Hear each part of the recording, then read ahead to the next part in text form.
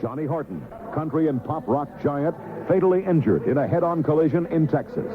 A week before it happened, Johnny had told his friend Merle Kilgore that he knew it was coming. And he came to see me, and he says, I got a present for you. I said, what is it? He says, I know you've always admired my guitars, and I want you to have it.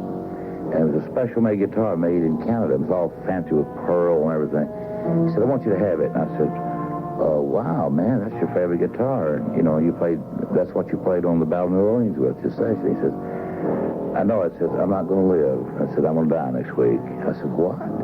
He says, I said, I'm going to visit all my close friends this week and all my relatives in Texas. He said, I know that a drunk's going to kill me. I said, I've really got a strong premonition. And I said, I know it's so. And he always was very spiritual like that. He knew things.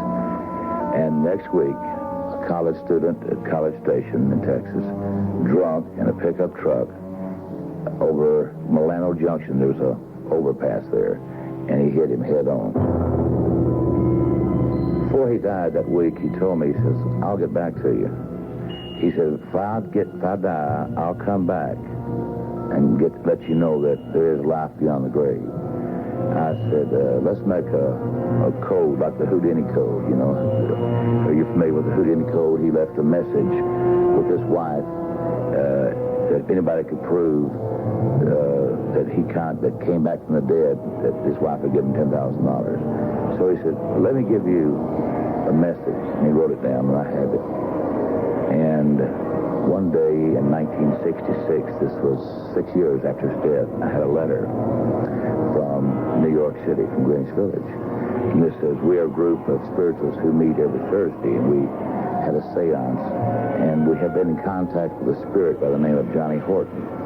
And we did not know who Johnny Horton was. And this is the first time we ever had a contact with a spirit that gave us his full name, and also somebody who wanted the message to be delivered to, Merle Kilgore, who, not being familiar with country music, we did not know either of the names, who Johnny Horton was or Merle Kilgore.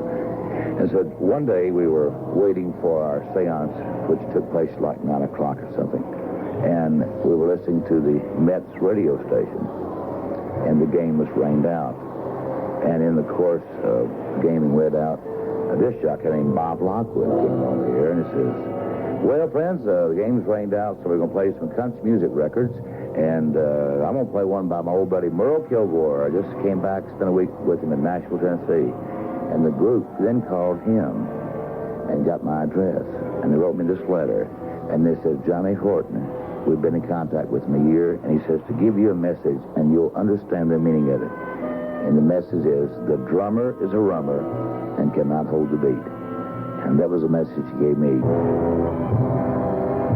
The reason he said that is Johnny hated musicians that drank. You see, the drummer is a rummer and cannot hold the beat.